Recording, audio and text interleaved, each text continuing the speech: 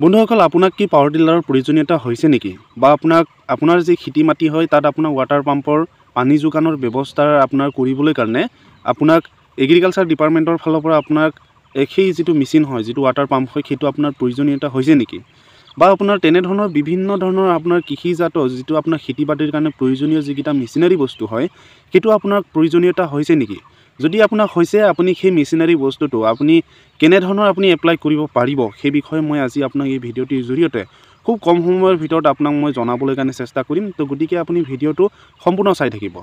চাওক বন্ধুসকল, মই ভিডিঅ' আৰম্ভ কৰাৰ আগতেই আপোনাক মই এটা কথা কওঁ। আমাৰ অসমীয়া সমাজৰ, আমাৰ অসমীয়া লোকসকলৰ এটা একদম বহুত বেয়া এটা চৰিত্ৰ আছে কি, আমি অফিচে কাছাৰে যাবলৈ কাৰণে আমি এলাহ কৰোঁ আৰু আমি লাজ কৰোঁ।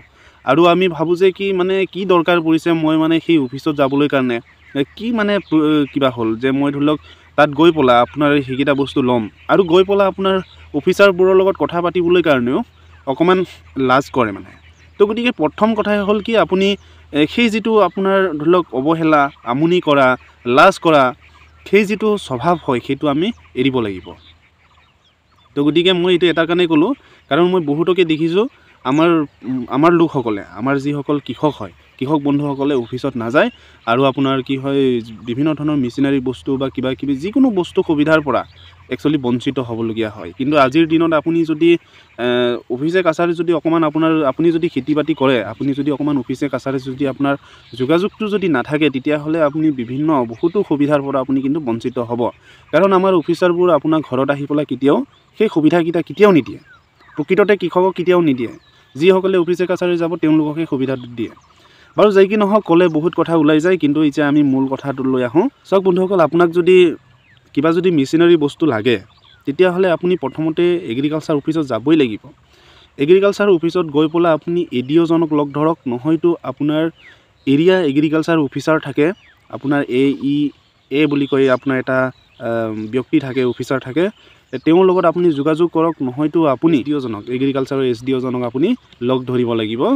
বিশেষকৈ আপুনি এডিঅ'জনক লগ ধৰিব পাৰিলে বেছি ভাল হয় মোৰ মতে।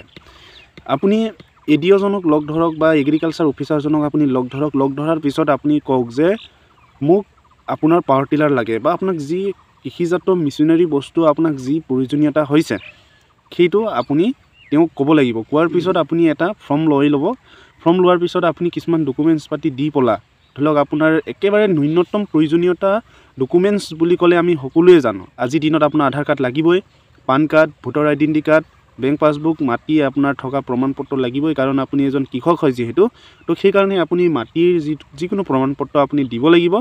আৰু আপোনাৰ এটা কথা হ'ল কি, আপোনাৰ যদি 15 বিঘা নাই, আপোনাৰ খাজানা ৰচিদত বা আপোনাৰ তেনেধৰণৰ যিকেইটা আপোনাৰ নথি পত্ৰ আপোনাৰ খাজানা ৰচিদেই থাকে একচুৱেলি। তো গতিকে তাত যদি আপোনাৰ 15 বিঘা যদি মাটি নাই, তেতিয়াহ'লে আপুনি গাঁওবুঢ়াৰ পৰা এটা লেখাই ল'ব লাগিব যে আপোনাৰ 15 বিঘা আপোনাৰ খেতি মাটি আছে, সেইটো আপুনি লেখাই ল'ব লাগিব। লেখাই লোৱাৰ পিছত এইকেইটা ডকুমেণ্টছ একচুৱেলি লাগে। একচুৱেলি আপোনাৰ স্কিম লৈ পেলাই লাগে, আপোনাৰ কোনো হয়তো আপোনাৰ কিবা নালাগিব পাৰে, কিন্তু কমন যিহেতু ডকুমেণ্টছ হয় এইকেইটা, তো গতিকে এই ডকুমেণ্টছবোৰ সাধাৰণতে আজিৰ দিনত প্ৰয়োজনীয়তা হয়েই। মই সেইকাৰণে কৈছোঁ। আৰু আপোনাৰ ফটোটো লাগিবই, পাছপৰ্ট চাইজৰ ফটো আপুনি দিবই লাগিব। এইটো কম হ'লেও 2খন আপুনি ধৰি থৈ দিব লাগিব। তো গতিকে এই ডকুমেণ্টছ পাতি লৈ পেলাই আপুনি প্ৰথমতে এটা কথাই হ'ল কি, আপুনি এগ্ৰিকালচাৰ অফিচাৰজনক আপুনি লগ ধৰি পেলাই আপুনি ফৰ্মটো লৈ ল'ব লাগিব। আপোনাক পাৱাৰ টিলাৰ যদি লাগে, তেতিয়া পাৱাৰ টিলাৰৰ কাৰণে যিটো স্কিম হয় সাধাৰণতে আপোনাৰ ৰাষ্ট্ৰীয় খাদ্য সুৰক্ষা আঁচনিৰ জৰিয়তে সেই পাৱাৰ টিলাৰটো আপোনাৰ দিয়া হয়। তো গতিকে সেই তেনেকুৱা আপোনাৰ স্কিমৰ আণ্ডাৰত আপোনাৰ যি ডকুমেণ্টছ লাগে, যি বিচাৰে, তো সেই ডকুমেণ্টছটো আপুনি দিব লাগিব। আপুনি এগ্ৰিকালচাৰ অফিচাৰজনৰ লগত কথা বতৰা পাতি ফৰ্মটো লৈ আনি পেলাই আপুনি ডকুমেণ্টছ পাতি দি পেলাই আপুনি এপ্লাই কৰি দিব।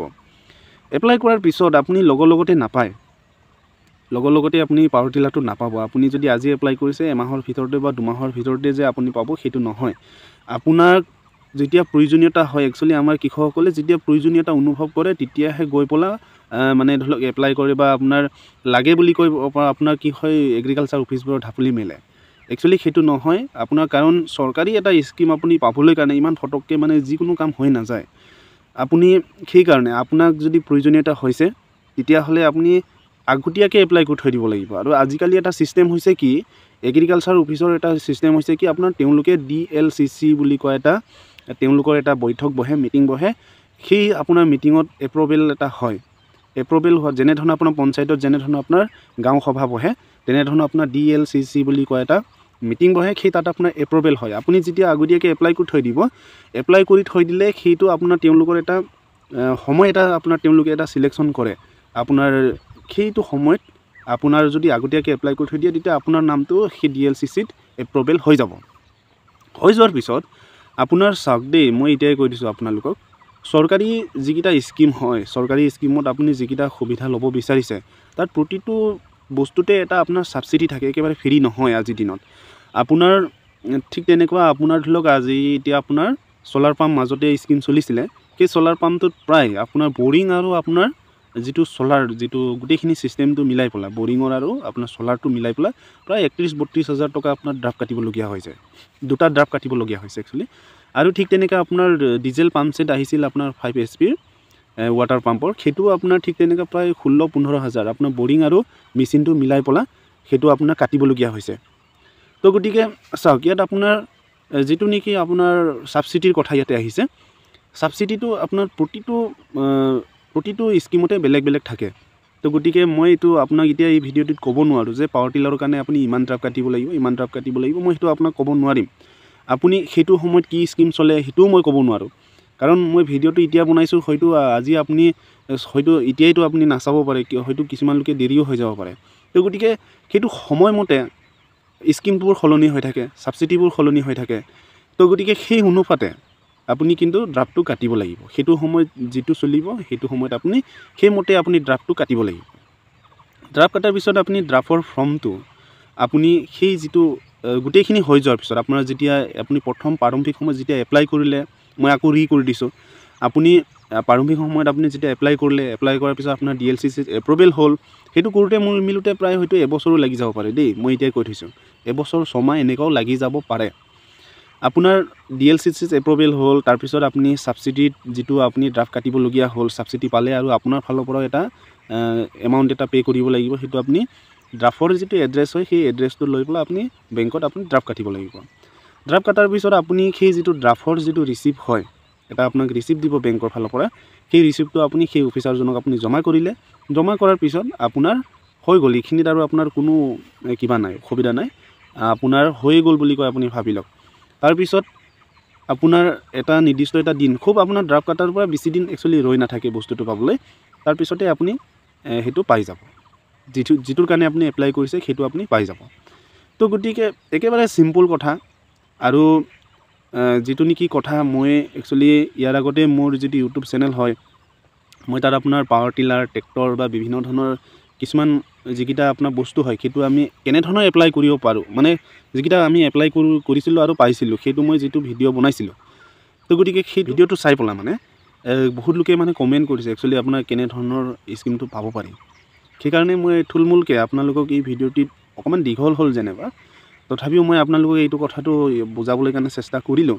আৰু যদি আপুনি ইমান এতিয়ালৈকে যদি আপুনি ভিডিঅ'টি চাই আছে, নিশ্চয় কিবা এটা কথা বুজি পাইছে বুলি মোৰ আশা থাকিল। আৰু যদি আপোনাৰ কিবা যদি থাকি যোৱা নিচিনা বা কিবা জানিবলগীয়া যদি কথা আছে, তেতিয়াহ'লে প্লিজ কমেণ্ট কৰিব, মই যতদূৰ সম্ভৱ মই আপোনাক ৰিপ্লাই দিবলৈ কাৰণে চেষ্টা কৰিম। ধন্যবাদ।